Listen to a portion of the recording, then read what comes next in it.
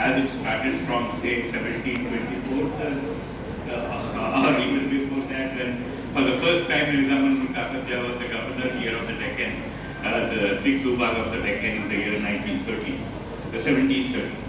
But talking about, let us say, from the 6th Subag of the Deccan, from beginning from 1724, where the Nizam Asaf Jahi had a run-in with the imperial forces and establish his power by defeating the imperial person who had come here as the Subedar in his replacement. So all that happened, but it was happening not because Nizam Asaf Jahi was greedy about being the Subedar of the Deccan and having control or amassing wealth for himself. It was not there. He was a true loyalist, like his father and like his grandfather, to the imperial throne of Delhi. And there are glittering and glorious examples, absolutely glorious examples in the very last, that is Nizam seventh Nizam of Deccan.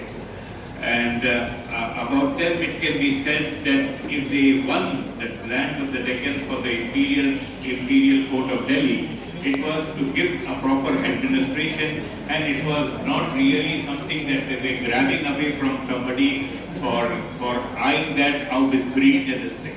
There were a lot of administrative problems which were faced by the common man all over India and in the Deccan especially, due to mismanagement or due to the greed or due to the neglect of various people. And in that context, when Nizam-ul-Mulk felt that the Delhi area was getting a little suffocating for him because of the intrigues of the palace on the one hand, and rather the neglectful attitude of the emperor on the other, he decided that he would move down to Deccan, where he had lived all his life and really won battles and given administration and streamlined everything. So in that context, he moved from Delhi, saying that he would go to his Jagir in the Gujarat and turn right and cross the Narmada and came down to the Deccan and established his headquarters first at Burhanpur, then at Aurangabad and so on. So in that era, when India was really going through a phase of turmoil, where a great emperor like Aurangzeb Alamgir had expired a few years ago, and in his absence, a lot of intrigues were taking place in a vast country like India. So Nizam-ul-Mulk had to set that in order first and foremost. So his first testing ground was Deccan, where he was really bringing order, and for in the beginning to the dismay of the imperial court, and then to the liking of the imperial court. And soon enough, when the emperor of he was not an emperor, I don't think, when the king of Persia, he came to India, invaded India, and there were chances that he would invade Delhi. That was the time when this very Nizam-ul-Mulk, who was supposed to have rebelled against the imperial court, was requested to come over there, and then he went back to Delhi, and then he faced all of that which happened during the reign of Nadir Shah. It's very pertinent to understand here that it was Nizam-ul-Mulk who brought about peace finally between Nadir Shah and the Delhi Sultanate, and it was his effort due to which Nadir Shah himself went on to the extent of telling him, okay, look, these people are not good enough to be emperors or kings. You are a proper person, I will make you emperor of Delhi, you sit in that chair. So he said, no, it will not be good for you. See the sagacity of the man. He is telling him, who is offering him the imperial throne, the chair of Delhi, he is telling him, it will not be good for you and it will not be good for me. You are a guest here now of the man, and you are talking, negotiating peace with the man. So you will be backstabbing him if you would be offering me that throne. And I am a loyalist, a generational loyalist of these people. It would not be right for me to accept that throne on which my forefathers have paid respect to Desi.